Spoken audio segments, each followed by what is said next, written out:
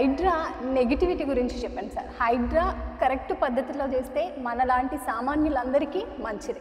కానీ సార్ చాలామంది పేదలు కూడా గుడిసెలు వేసుకొని షెడ్స్ వేసుకొని ఉంటున్నారు. హైడ్రా వెళ్ళి వాళ్ళకి ఎలాంటి నోటీస్ లేకుండా అవి తీసేస్తుంటే తొలగిస్తుంటే వాళ్ళు పెట్రోల్ పోసుకొని తగలబెట్టుకోవడం ఇవన్నీ చూసాం మనం. ఇష్యూ జరుగుతుంది బయట. అది కరెక్ట్ అమ్మా. ఇప్పుడు ఏమవుతుందంటే పేదలు అందులో దాదాపు హైడ్రాలో పాజిటివ్ నెగిటివ్ ఏంటంటే ఈ అత్యుత్సాహం.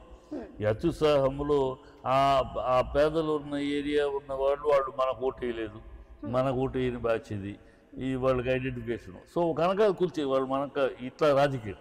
అందుకని ఈ రాజకీయం హైడ్రా అనేది ఆఫీసర్ రంగనాథ్ చాలా సిన్సియర్ ఆఫీసర్గా మాట్లాడుతున్నాడు ఆయన. కానీ ఆయన రాజకీయంగా మాట్లాడుతున్నాడు. రాజకీయంగా ఆయన కేటీఆర్ని విమర్శించడం ఆయనకేం పని? రాజకీయంగా నువ్వు రూల్స్ అండ్ రెగ్యులేషన్స్ మాట్లాడాలి. ఆయన రాజకీయ భాష ఆయనకి ఎందుకు? So there is inter connection between him and ప్రభుత్వంతో పాటు ఆయన రాజకీయ లింక్ కూడా ఉండబట్టి రాజకీయంగా ఆయన ఆ పోస్టులో కూర్చున్నాడు అనేది అర్థమవుతుంది. అందుకనే జరుగుతుంది. ఇప్పుడు ఇల్లు పేదలు ఉన్నారంటే వాళ్ళకి టైం ఇచ్చి ఆ బిల్డర్ ఎవడో ఆ కన్స్ట్రక్షన్ ఎవడో అమ్మిన వాడిని ఎవడో పట్టి లోపలేసి వాళ్ళందరికీ ఆల్టర్నేటివ్ చూపించి చేయాలని ఇలాంటివి చేయాలి. అది చేయకుండా కూల్చేస్తున్నామంటే మరి అన్నీ కూల్చట్లేదే. అదే కూలుస్తే అన్నీ కూలుస్తున్నాడండి ఆయన. ఏమి రాజకీయంగా ఏ పార్టీలు అన్నీ కూలుస్తున్నాడు లేదు. మళ్ళీ నువ్వు కిరణ్ కుమార్ రెడ్డి తమ్ముడు అయితే వదిలేస్తున్నావు, ఆయన చూస్తూ ఊరున్నావు, మేము నోటీసులు ఇస్తాం, టైం ఉంది, కొన్ని చోట్ల కూల్చమంటే లేదు పేదల పాపం వాళ్ళని గుడిసెలు కూల్చాం మేము అని మళ్ళీ సూక్తులు పలుకుతున్నారు.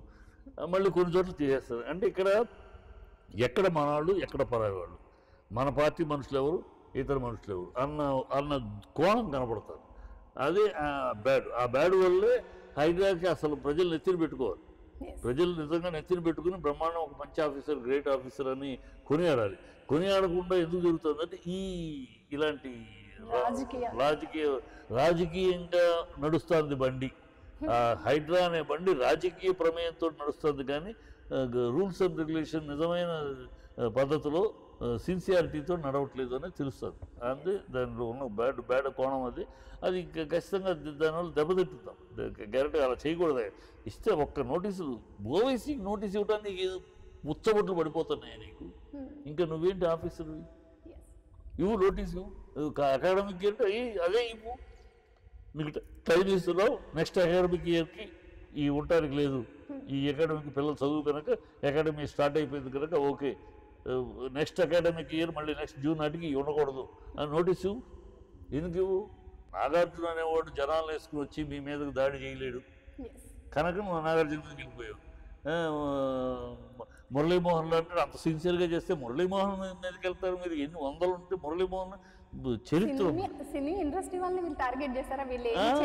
ఇప్పుడు మురళీమోహన్ మీదకి వెళ్ళటం అంటే అదే కదా. 33 ఏళ్ళుగా చేస్తున్నాడు, మా అందరికీ తెలుసు. చాలా క్లారిటీగా ఉంటుంది ఆయన. ఇది కూడా ఆయన ఫ్లాట్ కొన్నా కూడా ఆయన ఏం చేసినా వెరీ క్లియర్ లింక్ డాక్యుమెంట్ కానీ పక్కగా ఉంటాయి. అలా ఉంటేనే చేస్తాడు ఆయన ఊరిని అలా ఏదో కబ్జా చేసి దౌర్భాగ్యాలు చేయలేదు. కష్టపడి సంపాదించే సొమ్ము, హీరోగా ఆర్టిస్ట్గా ఆయన సంపాదించే సొమ్ముతోటి ఆయన కష్టార్థితోటి కడుతుంది కదా. ఎక్కడో దోచుకుని ఎవరి దగ్గర తీసుకుని చేసింది కాదు. అది పద్ధతిలో చేస్తాడు ఆయన, మా అందరికీ తెలుసు. అలాంటి ఆయన ఇంటి మీదకి వెళ్ళి నువ్వు ఎవడో గన్నయ్య గారు ఎవడో అడ్రస్ లేనివాడు ఎవడో కంప్లైంట్ ఇస్తే మీ పార్టీతో వాడు ఇమీడియట్గా వెళ్ళిపోతావు నువ్వు. అలా చాలామంది కంప్లైంట్ ఇస్తారు. అందరి దగ్గరికి వెళ్ళవే.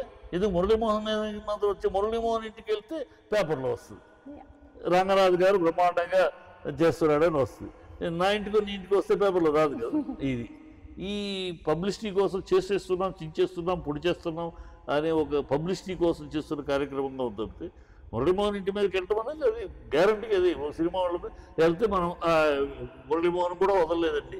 తెలుగుదేశం మనిషి అయినా, రేవంత్ రెడ్డి కూడా తెలుగుదేశం మనిషి అయినా సరే వదలలేదు. ఇలాంటి తప్పుడు చిల్లర లాజిక్లు సంపాదించడం కోసం చేసే పనులు. ప్రజలేమంత అమాయకులు కాదమ్మా. ప్రజలేం అమాయకులు. ఎందుకు రేవంత్ రెడ్డి చేస్తున్నాడు, ఎందుకు ఎవళ్ళ దారిలో తెచ్చుకోవడానికి బిల్డర్సు ఆల్రెడీ మీటింగ్లు జరుగుతున్నాయి. బిల్డర్సు, రియల్ ఎస్టేట్ వాళ్ళు. ఆయన అందులో మీకు ఇంకో విషయం తెలుసుకోవాల్సింది ఏంటంటే ఇక్కడ రేవంత్ రెడ్డి లైఫ్ అంతా సంపాదించి 4 రూపాయలు ఉన్నా, ఏ 4 రూపాయలు సంపాదించినా రియల్ ఎస్టేట్లోనే సంపాదించాడు. ఆయన real estate mediator. Real estate మీద సంపాదించేదంతా రియల్ ఎస్టేట్ మీద. సో ఆ రియల్ ఎస్టేట్లో ఉన్నాడు కనుక, ఆ లైన్లో ఉన్నాడు, ఆ ఫీల్డ్లో ఉన్నాడు కనుక ఎక్కడ కొడితే ఎక్కడ సౌండ్ వస్తుందో తెలిసాయి.